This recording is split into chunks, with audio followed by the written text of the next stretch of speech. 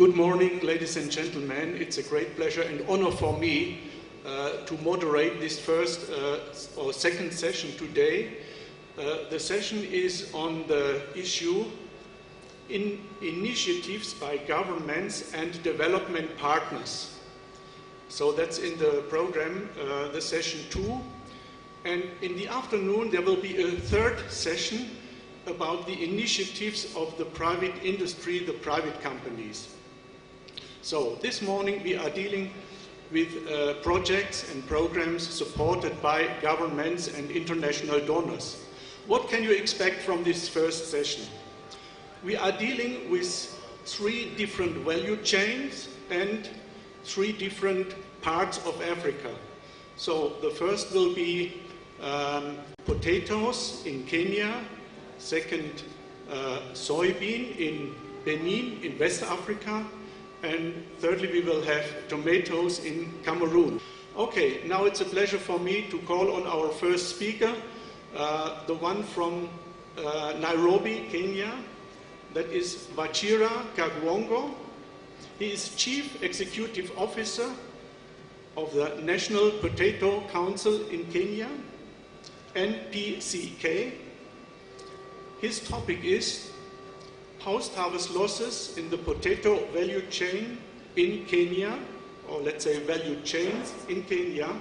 And this study was implemented by NPCK and by the German Development Cooperation, GIZ, on behalf of the German Federal Ministry for Economic Cooperation and Development, BMZ. Thank you, Wachira. So it's yours. Good morning again. As I mentioned, my name is Wachira Kaguongo from Kenya, and I'm the CEO of National Potato Council, and I'll be talking about the post-harvest losses in potato industry. Potato is the second most foreign crop, following maize in terms of cash and staple.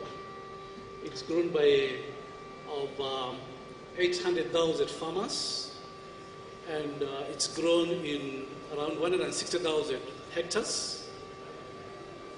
The production is about 2.2 to 3 million tons per year, and it employs 2.7 marketing agents in addition to 800,000 farmers. It contributes about 50 billion Kenya shillings, and I like comparing that with maize, which contributes about 120 billion. This is after maize has been supported so much for many years through policy, institutional, and expertise. And maize is mainly grown by smallholder farmers. Of 90% of potato farmers are smallholder farmers, and they grow in between 0.25 to 5 hectares. But in recent past, we've had big farms and new investors in the industry.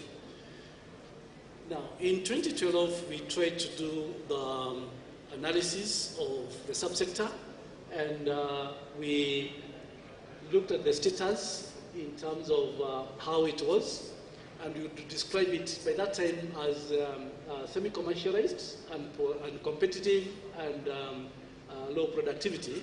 And this is mainly, it was mainly caused by, or rather it was low, we had low yields, low agribusiness, low employment, and high losses and moderate incomes, plus inadequate policy and financial support. And this was caused by a number of factors, which starts from low quality seeds. Over 90% of our farmers do not use high quality seed. Certified seed is used by less than 2%. Then we have what we call clean seed and positively selected seed. We had limited number of suitable varieties in the country, but in recent past we have over 30 new varieties which have been introduced between this year and last year. low awareness and information by farmers, poor marketing infrastructure, limited technologies and know-how, low value addition, and poor pre- and post-harvest management, and this leads to high losses along the value chain, as earlier mentioned by the FAO leadership here. Inadequate policy and the regulatory framework, that is something we have been trying to struggle with to change the position. Low private sector involvement by that time, but now there are more private sector coming in. Limited expertise, lack of development plan, low budgetary support, and limited and coordinated research, and then uncoordinated subsector activities and value chain actors and stakeholders. And number 15 is where National Potato Council comes in. We try to coordinate activities and correct information, process, and disseminate. Now, the background of the study, their aim was to improve data availability on food losses in potato value chains, and to identify options for public and private sector to engage in food losses reduction programs. And I think the presenter who came earlier here, she has an area where she can look into when it comes to potato. I think an area we can partner. Then to identify post-harvest handling areas with business opportunities for private sector. I look at these challenges and bottleneck as opportunity for private sector who can come in and make business. Methodology, 5 steps approach was used. We used the FAO methodology. This is screening for food losses, including rapid appraisal, survey on food losses, assessment, sampling, including load tracking. Here is where you look at the commodity as a farm level and follow it up to the retail point. And then data analysis, verification and workshop, and then services, competition solution finding. We sampled farmers from 4 major potato producing counties: Bomet County, Meru County, Nakuru County, and Ndaro County. These counties have their own unique characteristics in terms of the varieties they grow, the production practices, the market they target, and the information awareness and all these, and therefore they represent the entire country. And over 60% of the potato is produced from these counties. The 4 counties are shown in the map of Kenya. For those who know Kenya. Data correction, data was collected between October and December in 2013, and we interviewed 247 farmers, 1 group discussion with brokers, and at the county level, we had 63 wholesalers and retailers, 3 major supermarkets, 10 restaurants of different sizes, and 3 major processors. And this is just general findings. I'm not sure people can see from behind, but it's just a summary of the characteristic of the farmers. And in these 4 counties, the average production was 13.5 tons per hectare. If you look at this, you'll find it's a bit higher, simply because we targeted counties that have slightly commercialized and sub-counties that are targeting markets. Total farm size was average 1.6, and then that devoted to potato production was 0.6. And we had 1 major variety that was dominant, which was grown by over 70%. This is called Shangi. This is a farmer-selected variety with no property rights. And initially, you could not get a certified seed for this, but we've been able to lobby until it has entered the formal system. And in the recent past, we have certified seed produced from the variety. This is a summary of the where potato value chain, starting from on-farm. We have farmers, farm gate brokers, and then local traders, And from this you can see 91% is going directly to open market, to other brokers and sometimes wholesalers in the retail markets, and 80% is sold through the retailers, 10% through restaurants, and only 9% goes for processing. I would not say industrial processing, I would just say processing, because here we are including French fries, crisps, and flakes. Production and losses. Over 50 billion worth of potato is produced annually, and from this, we are losing about 19.4%, which is about 13 billion Kenya shillings every year.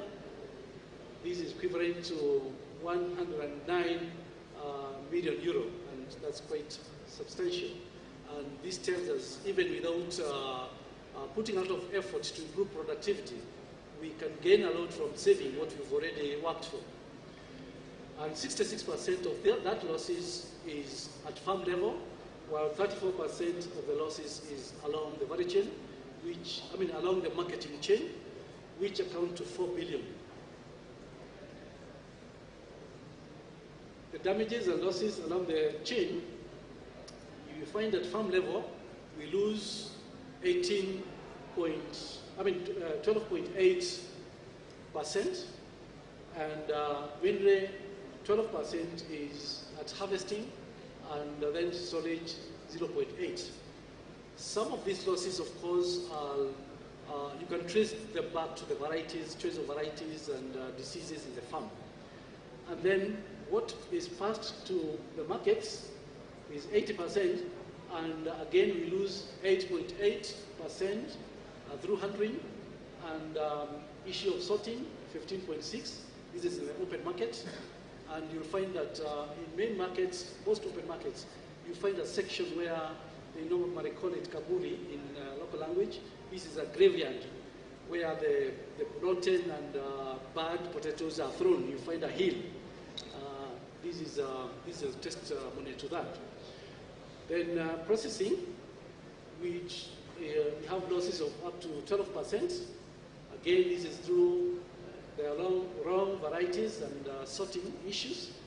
Again, during processing process, we lose 2%. And in the supermarket, we have 25% losses. We don't have much going to the supermarket, but the little that goes to the supermarket, there is that high losses. Only 1% go through these outlets, and 25% is lost, while what is lost through lack of demand was not estimated. Damages and losses at farm level, we see this 12.8%, and this is normally caused by inappropriate harvesting tools and practices, insufficient training workforce, poor land preparation and soil management, and also pests and diseases. 95% of the losses in the entire subsector can be traced back to the farm level. Production and losses at farm level, details of losses, you find that out of what is produced, out of 13.5 tons, 650 tons are left in the farm, and we also lose through damages caused by harvesting in terms 2.4. What is left in the farm is 2.2. We have a breakdown of, this is a breakdown of the losses, which accounts to 12.8%. Losses during storage, damage caused by labor, unskilled labor.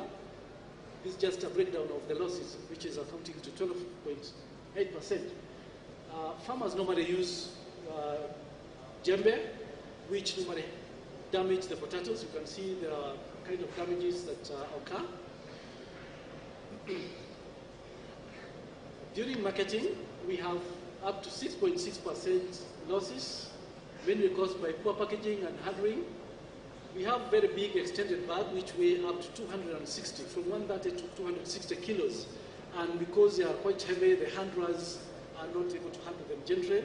They drop, they drag, and in the process, there's bruising and quality deteriorates. They use nylon bags, which are not friendly to tubers because tubers are breathing. Then they also mix rotten, cut, greening plus different varieties together. Open market facilities also are not very good. They are open, so direct sunshine, rainwater, and also mud and dust. All these are the causes of the losses. You can see traders trying to lift one bag, and also the second photo shows the ground is very dirty where the potatoes are placed. You can see the third photo where the brokers are carrying about 7 of them, one bag. And sometimes that one bag is placed on one person. So we find we have a lot of casualties of brokers dying every year, breaking legs and all these. Recommendations, we recommend that seed be improved through new varieties and rapid multiplication, because currently we have shortage of good seed and high quality seed. We need to upscale adoption of rapid seed multiplication. We have technologies such as aeroponics and hydroponics. Only a few people or investors have been able to adapt that. And there's a lot of market for seed. So this is an area that we need to attract investors. Improved production and harvesting technologies. We need to change our way of harvesting. We abandon the djembes and all this, and use mechanized or potato-friendly harvesting mechanism.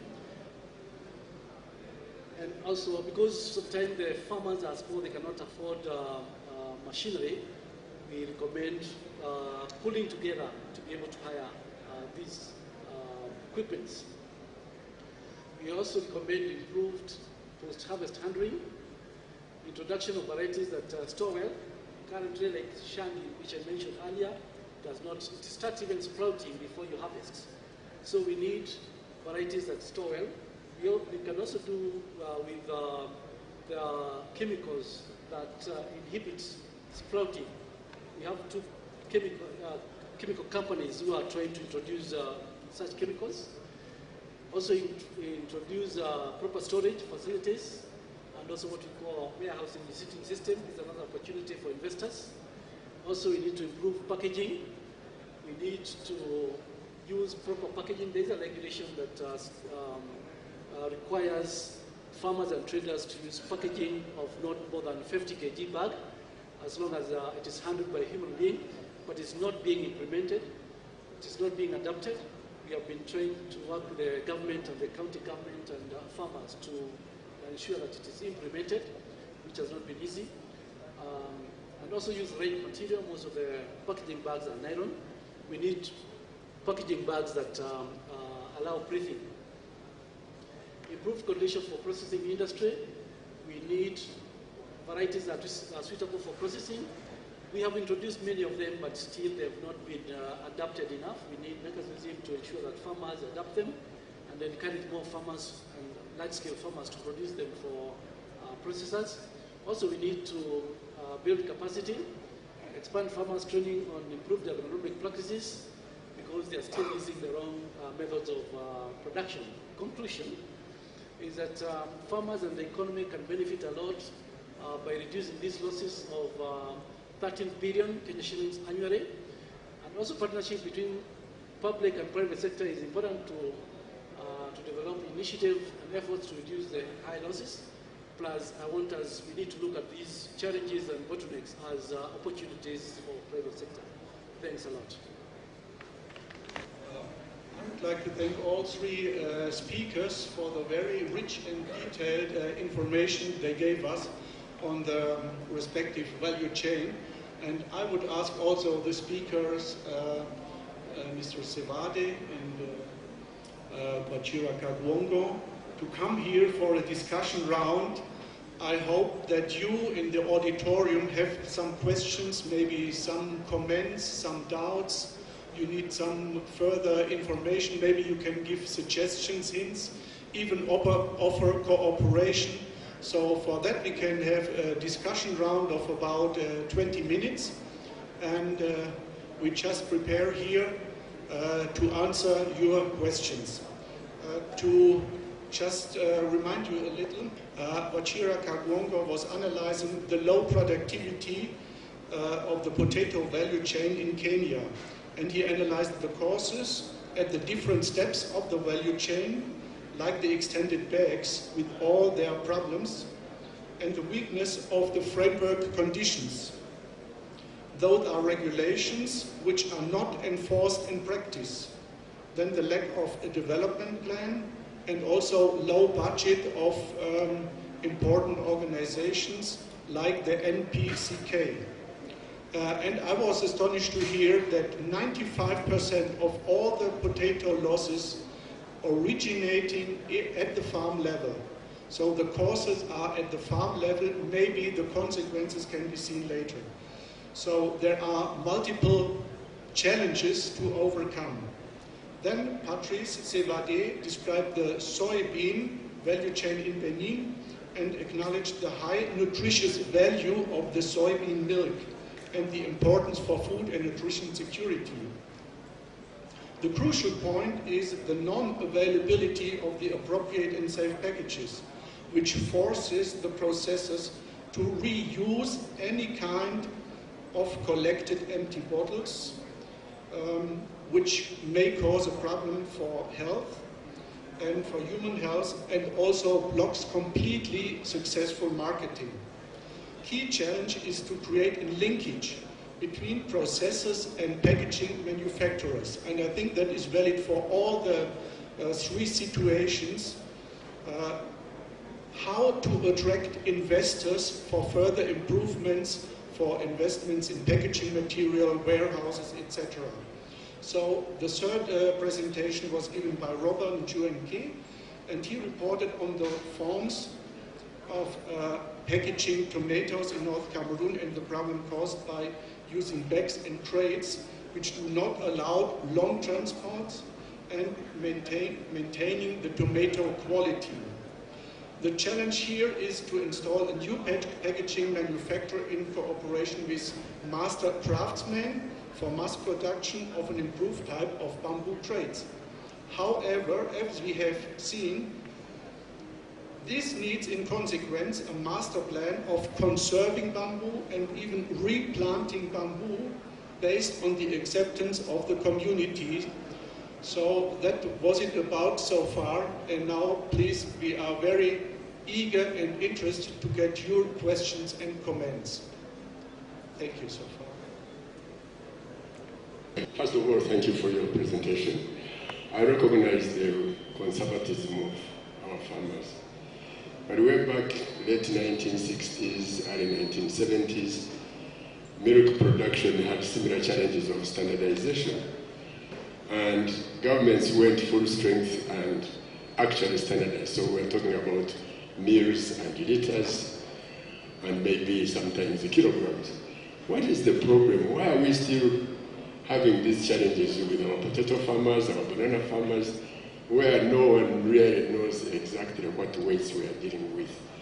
Is it possible that the NCCK can move to regulate the weights and therefore give some kind of guideline to the packaging people, the packaging industry?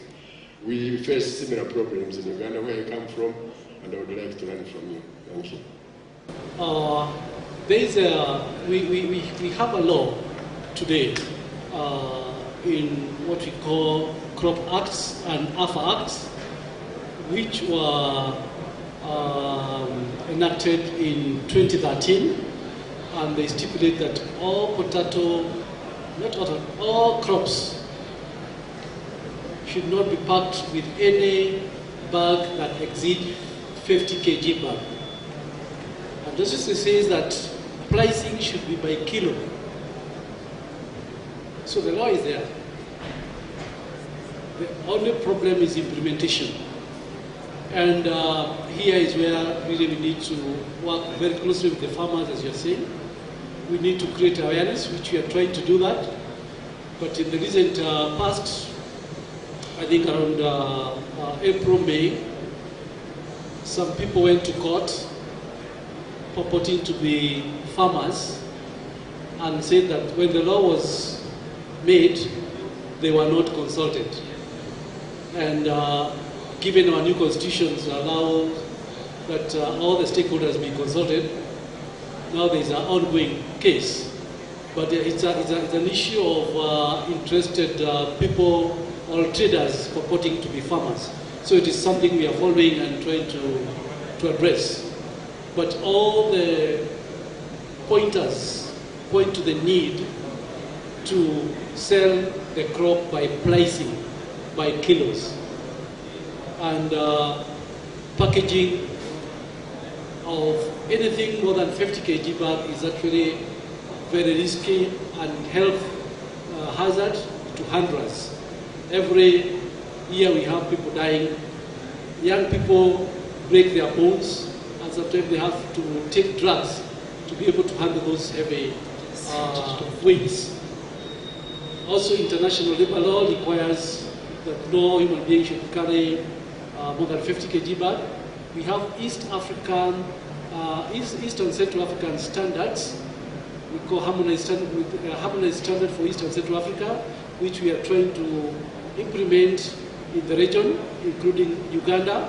And I have worked with people from Uganda, that is Kazadi, and also MIFE, trying to come up with these standards to implement them. So the law is there, it's a matter of implementing it and making sure that few people don't take advantage of the value chain. Thank you. Looking at the acreage of the potato farming in Kenya, you find that the smallholder farmer is left at the mercy of the brokers. They cannot access the market as individuals. So I'm wondering why the government itself cannot create a policy where the farmers, the smallholder farmers, can be brought under one forum where they can access the market. They have a market linkage. They have a broker there in the market where they can take their products without being misused by the brokers. The other issue is the type of transport mode that we use in Kenya. Our lorry is used to carry factory waste.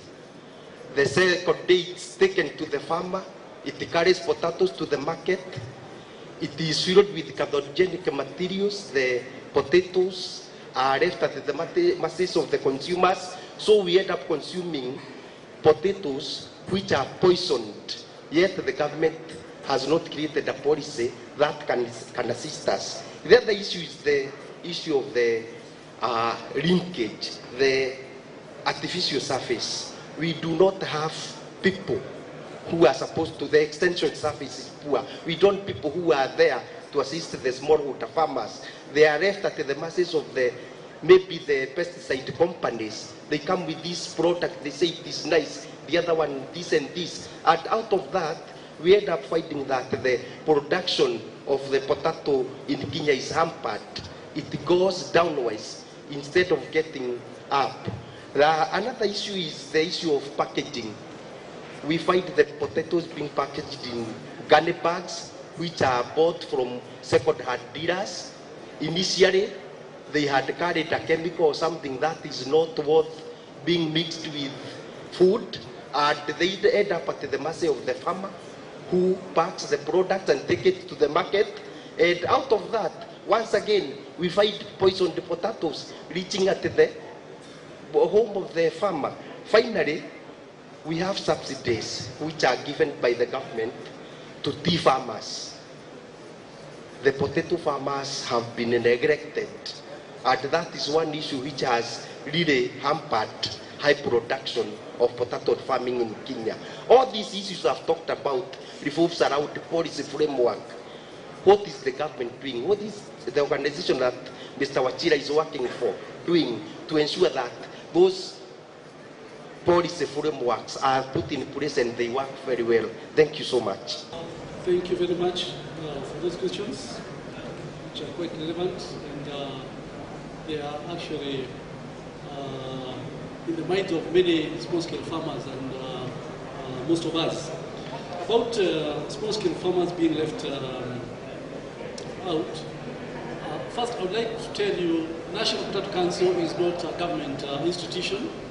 It is a PPP, public-private partnership, which brings all the stakeholders together, from production, where potato production, seed production, processors. We are supposed even to work with the traders and all researchers and all others. Anybody doing any business in potatoes is a member, or we can work with them. But we have a farmer organization, Apex one, called Kenapofa, which is supposed to have membership all over the country in all potato producing counties, but it has had its challenges in terms of financial support. Our facilitator mentioned about that, because we have a challenge in supporting potato subsector. I mentioned at the beginning that potato has not had enough support, even if it comes second to maize. Maize has had a lot of policy support, a lot of institutional support, a lot of expertise support, and with all that, it has only contributed about 120 billion to the country. Potato, without a lot of support, contribute 50 billion. You can imagine if you have been supporting potato for the last 20, 30 years, where we'll be. So we have been pushing the government to have potato policy. Also, we have lobbied, and the government has started giving potato money in terms of supporting institutions. And also, the government produced this public notice of packaging. It was meant for all the crops, but it is the potato industry, it is National Potato Council and others in the industry who pushed for it. And we have been meeting and following the issue of packaging together. So we are pushing on the legal framework for potato. And we are lobbying, we are talking, and we have also joined KEPSA. KEPSA is Kenya Private Sector Alliance, through which we are lobbying. We have formed another organization called Agricultural Council for Kenya, again, where we are supposed to be meeting the president and ministry to discuss agricultural issues. And one of the items there is budget for agriculture, because at national level and at county level, agriculture is not being supported adequately. It is getting more less than 3%, and with that we can't do a lot. So we are actually working on that in terms of lobbying. You have also mentioned about a very pertinent issue of packaging, which are not standardized, and even transporters using trucks and bags that have been used in carrying other poisonous chemicals and all these. And actually, that is something we are discussing. We had a discussion last week in terms of standardizing the packaging bag for potatoes, meant to meet a few manufacturers of bags, so that we have a standard one and the stakeholders, so that we prescribe. What is happening is that when we say that the bag should not be more than 50 kg bag, traders are looking for those bags, like the ones that carry brand, written 50 kg bag, 50 kg. When you pack brand in 50 kg bag, of course it's bigger when you now put potato in the same bag. Although it's written 50 kg, for potato it will be over 100 kg. So that's what they are doing, and those are the tricks they are using to exploit farmers. So we are trying to develop a standardized bag. You are right, that is very important for us to be able to change the process. The other problem is the material used, because we are using nylon. And nylon kind of does not allow potatoes to breathe, and therefore whatever was rotten increases to rot, because farmers do not sort, farmers do not grade, and therefore, and there is not much premium that to encourage grading and sorting. So we are trying to see how we can do that by organizing farmers on the farm and linking them to the market, to market outlets. like these fast food chains. That's what we are trying to do. We are trying to address these issues from different angles, organizing farmers, bringing them to the market, and also working with the counties, because at the end of the day, this regulation can only be now implemented by the county at the county level.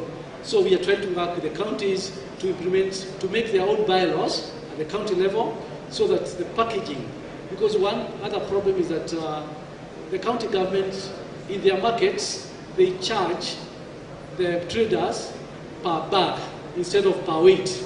So the bigger the bag, the less the trader will pay. So that is an incentive to pack bigger bag. So we are trying to work with them so that they don't charge per bag, they charge per weight of or per kilos, so that will remove the incentive of the bags, of the traders to pack in big bags. The other issue is extension. I'm aware we have problem with extension, and this is the same problem of the budget at the county and national level. Thank you.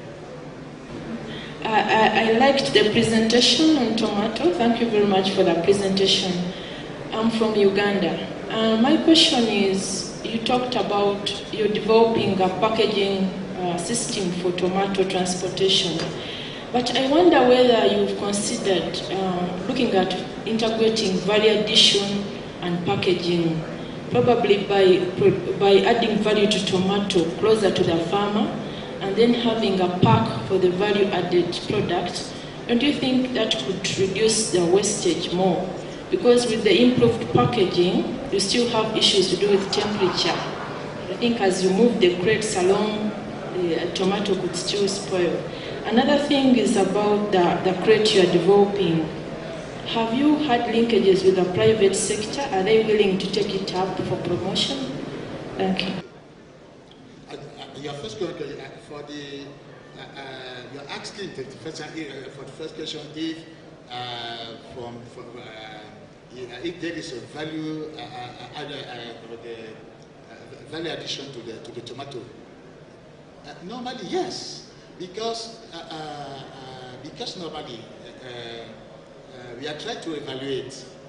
We lose about 30% of the tomato production. Because economically, tomato is a good market if you, because this tomato are exported in neighboring countries. But what we want is tomato to reach market in good state. In this case, this add value will be certain. But by the time tomato does not reach market in good condition, the producer have to bargain it. That's what they are asking, to have a way to bring it. They have been asking two things, even politically. Good routes, and because we don't have good routes, they say if we why not good packaging? That problem. But concerning the second question, is there an investor for this? I don't know. You know, I mean, we are not thought about that, because since we are working with small craftsmen, our problem is just to help them to build up the same material, because depending on craftsman, for instance, a craftsman from Fumbot, when you build his crate, the volume, the demand is not exactly the same with the craftsman from Bafusam and so on. Our main objective was to bring them to build the same material, because all producers are complaining, yes, variability of volume, etc., creates some problem for instance, producers sometimes refuse crates from certain origin because they are too big, because their crate which can contain 25 kilograms of tomatoes, but sometimes they are obliged to put 1-2 kilograms in one crate. They don't accept it. Now our problem is bringing them to do the same thing. maybe they may join to create a company. I don't know, but our problem was not exactly that. But what we have realized, because this study is almost ongoing, because the results are presented, we obtained it in August. But what we have realized up to now is that with this small machine, this simple machine, one of the craftsmen is changing his activity. He has set up, he's now producing ribs in good quantity and selling these ribs to all the craftsmen. Maybe this, I consider this as an initiative. Our main concern was whether they appropriate the take appropriation of this improvement. To me, it's not a question, but just a rather comment. I have two comments, one to Patrice and the second one to brother from Kenya. From technical point of view, as a food scientist, I would advise brother Patrick that instead of focusing on producing a soy milk, which I'm quite sure will face a problem of the storage, why don't you think of producing what we call soy meat, which is a bit easier to preserve it? And we have vivid examples from brother from Zambia. They are producing soy meat and they are doing it quite well. So I wish to tell you that while we are focusing on soy milk, also you should have a plan B on focusing on soy meat, which I'm quite sure could be something useful to you. The second is to brother from Kenya. I really appreciate your presentation, but what I realize is that something is missing from the physical damaged potatoes. The problem we are facing is similar to us in Tanzania. Where some of the part we grow a lot of potatoes, and we had a lot of physical damaged potato. What we're trying to do now is to produce a value-added product from a physical damaged potato. We are trying to dry them, and instead of bringing to the market as the way it is, we are trying to bring them in a formulated product, like a cake, like what, by formulating a product which contains other ingredients that will support even the nutritional composition of the potatoes. So to me, I think it's another room for you to think about it. If you could have some professors who try to produce a value-added product that could really suit the market of our days, because people now are very busy. Instead of eating what you call those boiled potatoes, people want to do something else. So it's your time to think about it, brother. Thank you. Thank you for this comment about soya meat, soya cheese. In Benin, we have produced many under projects on soya bean, maybe 132 under projects we are getting. And soya flour, cheese, meat, milk, and other under production. Because of this presentation, we are targeted to make because we need packaging for the milk. Thank you for this this information you have given to us. Thank you. Okay. Thank you for your big interest in the auditorium, ladies and gentlemen. Time does not allow any more questions, so I would like to suggest that some of you sit together during the next break with our resource persons here, and maybe you can further discuss and elaborate solutions and maybe investments, because we have now to go on in the program. But I would like to thank and to express my deep thanks to the three resource persons we had in this session so far. And I think you should give them, or we all should give them a great clap.